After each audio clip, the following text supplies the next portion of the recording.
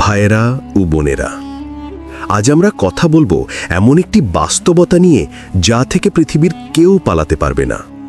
রাজা, বাদশাহ, ধনী, গরিব, শক্তিশালী, দুর্বল সবাইকে একদিন মুখোমুখি হতে হবে। মৃত্যুর সেই মুহূর্ত যখন চোখ ঘোলা হতে থাকে, শরীর ঠান্ডা হয়ে যায়, পরিবার পাশে দাঁড়িয়ে কান্না করে, কিন্তু মৃত ব্যক্তি একা, সম্পূর্ণ একা।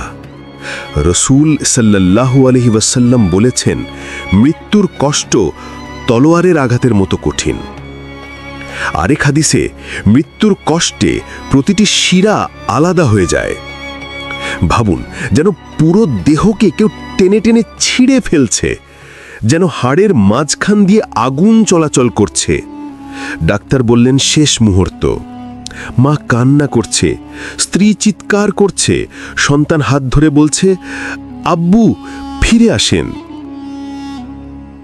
কিন্তু তখন কেউ শুনবে না, কারণ সেই মুহূর্তে মানুষ অন্য এক জগতে চলে যাচ্ছে।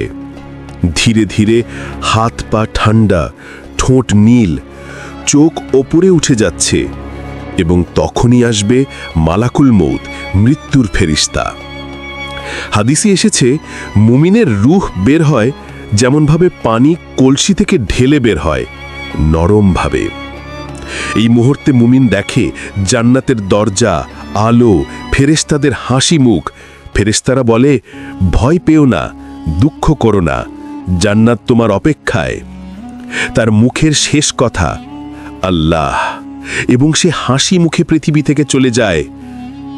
কাফির ও জালিমের জন্য হাদিসে এসেছে, কাফিরের রূহ বের হয় যেমনভাবে কাঁটাযুক্ত লোহার কাঁটা ভেজা কাপড়ে ঢুকিয়ে টেনে বের করা হয়।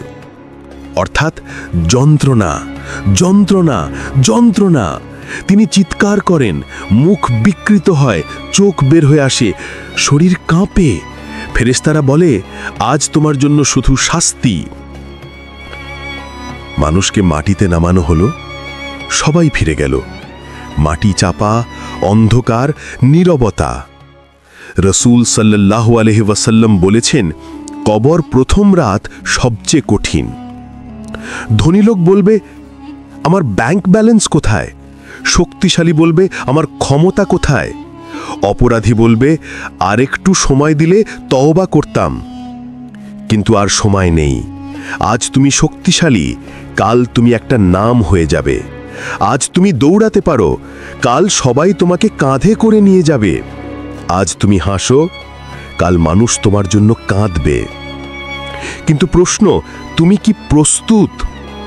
ভাই, জীবন খুব ছোট। তুমি আমি কেউ নিশ্চয়তা পাইনি যে সকালে উঠব। 5 ওয়াক্ত সালাত পড়ো, হারাম ছাড়ো, মিথ্যা, গীবত, প্রতারণা ছাড়ো, বাবা মায়ের দোয়া নাও, কুরআনের সাথে সম্পর্ক রাখো, রাতে ঘুমানোর আগে তওবা করো। কারণ মৃত্যু হঠাৎ আসবে, কোনো নোটিশ ছাড়াই। যেদিন নিঃশ্বাস বন্ধ হবে, সেদিন শুধু একটি জিনিস কাজে লাগবে, ভালো আমল। তুমি টাকা, গাড়ি, ঘড়ি কিচ্ছু নিতে পারবে না, কিন্তু তাকওয়া ও সৎকর্ম তোমার সাথে যাবে। আজকেই শুরু করো, এখন থেকেই ফিরে আসো। মৃত্যু দূরে মনে করো না, সে তোমার পিছনে হাঁটছে। আল্লাহুম্মা হাউইন আলাইনা ফি সাকারাতিল মাউত। হে আল্লাহ, আমাদের জন্য মৃত্যুর কষ্ট সহজ করে দিন।